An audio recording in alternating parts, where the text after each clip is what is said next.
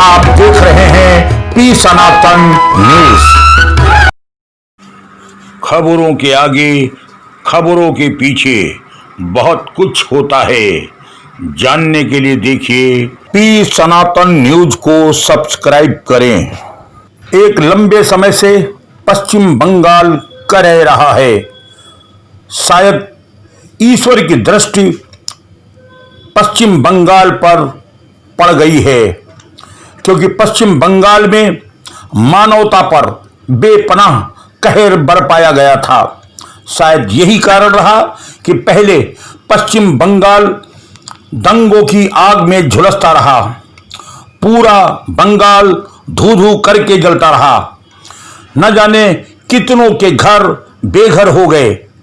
काफी मशक्कत के बाद जब हिंसा पर रोक लगी, उसके बाद कोरोना का बम ऐसा फूटा कि पूरा पश्चिम बंगाल करह उठा। कोरोना के सच को मुख्यमंत्री ममता बनर्जी लगातार छिपाती रही। वो बार बार यही कहती रही कि यहां सब कुछ खैरियत है, लेकिन सच कुछ और था। कोरोना से कहते बंगाल में तबाही और बर्बादी का मंजर झलकता रहा। आखिर में केंद्र सरकार ने मदद के लिए सेना भेज दी। आश्चर्य का विषय यह था कि एक तरफ भारतीय सेना बंगाल में लोगों की मदद कर रही थी और वहीं मुख्यमंत्री ये बयान दे रही थी कि सेना यहां कोरोना फैला रही है। खैर, इसे इत्तफाक ही कहा था कि कोरोना से संभल पाता पश्चिम बंगाल कि उसके बाद एक बार और कुदरत का कहर बरप गया पश्चिम बंगाल के ऊपर। अभी एक सप्ताह पहले आए चक्रवाती तूफान ने पश्चिम बंगाल की कमर तोड़कर रख दी है। चक्रवाती तूफान को आए लगभग एक सप्ताह होने को है, लेकिन स्थिति अभी भी जस की तस नहीं हो पाई है। लोग करह रहे हैं, लोग तबाह बर्बाद हैं। हजारों की संख्या में पेड़ उखड़ गए हैं।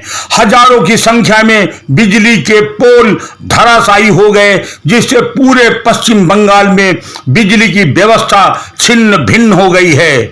अभी भी सैकड़ों इलाके ऐसे हैं जहां बिजली नहीं आ पाई है। पश्चिम बंगाल की पुलिस और फायर ब्रिगेड मदद में लगी तो थी, लेकिन हताश और निराश थी।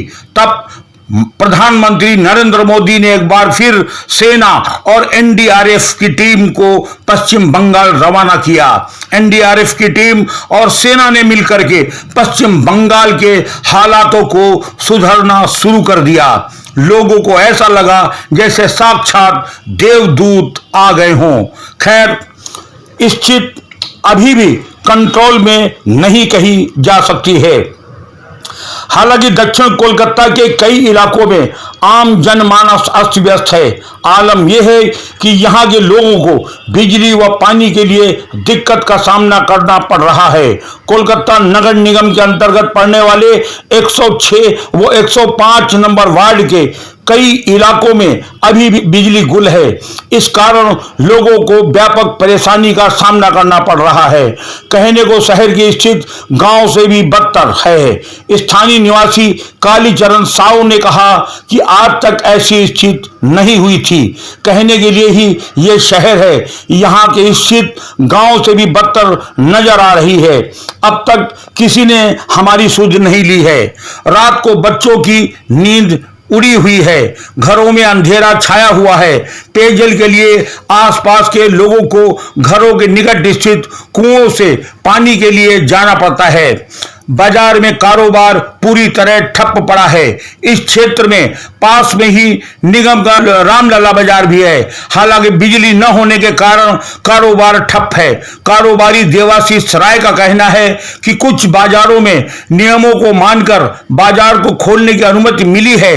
हालांकि इम्फान तूफान की स्थिति और बदतर कर दी है। आज 5 दिन हो गए हैं। शिकायत पर शिकायत करने के बाद भी कुछ नहीं बदला है।